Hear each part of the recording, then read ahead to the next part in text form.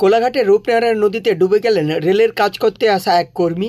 চোখের সামনে সহকর্মীকে ডুবতে থেকে নদীতে ঝাঁপ বাকি কর্মীদের। কোলাঘাট রূপনারায়ণ নদীর উপরে রেলের ৩ নম্বর ব্রিজের পিলার রিপেয়ারিংয়ের কাজ কয়েকদিন ধরে চলছিল। বেশ কয়েকজন অস্থায়ী কর্মী এই কাজ করছিল। প্রতিদিনের মতো এদিনও নৌকা নিয়ে প্রায় ৮ জন কর্মী কাজ করতে যান, কিন্তু ফেরার সময় ২ কর্মী নৌকোয় না গিয়ে সাঁতরে নদী পার হতে গিয়েই বিপদ ডেকে আনে। ওই ব্রিজে কাজ হচ্ছিল, ওদের 11টা বাজে ছুটি হয়ে গেছে। ওরা অক্সিজেন লেবেছিল, আর অক্সিজেন খুলে সাঁতুরে এসতেছিল। বললাম নৌকায় চলে যাবে, লেবে পড়ে। নৌকাতে বলে আমরা ডুবারি আছি, সাঁতুরে চলে যাবো। নৌকা খুলে তারপর খুলতে তারপর দেখলো দূরে একজন ডুবে আছে, 2জন ঝাঁপ দিয়ে নৌকাতে বলে একটুখানি সাঁতুরে চলে যাবো। তা অনেকটা দূরে যখন লক্ষ্য হচ্ছে ওদের সব, আমি নৌকা খুলতেছিলাম, খুলতে যে আস্তে আস্তে নৌকা নিয়ে তখন ডুবে গেছে। তাও ওরা খোঁজাখুঁজি করলো, অক্সিজেনের 2জন। এই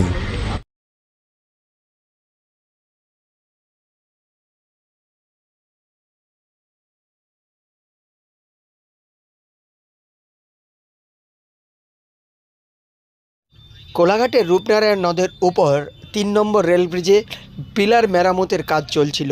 আর পিলার মেরামতের কাজ করে ফিরে আসার সময়ই এই বিপত্তি ঘটে। জানা যায় ২ কর্মী সাঁতারে নদী পার হওয়ার চেষ্টা করে, আর সেই সময় জোয়ারের তীব্র স্রোত থাকায় একজন তলিয়ে যায়, আর তাকে দেখেই বাকি কর্মীরা নদীতে ঝাঁপিয়ে পড়ে, কিন্তু তার দেহ খুঁজে পাওয়া যায়নি। নৌকা থামে বাঁধা ছিল, তখন ছুটি খুলতে এলো। আপনি মানে কিছু নাম ফাম জানেন, নাম ফাম শুনেছেন কিছু ওনার যে হয়েছে ঘটে?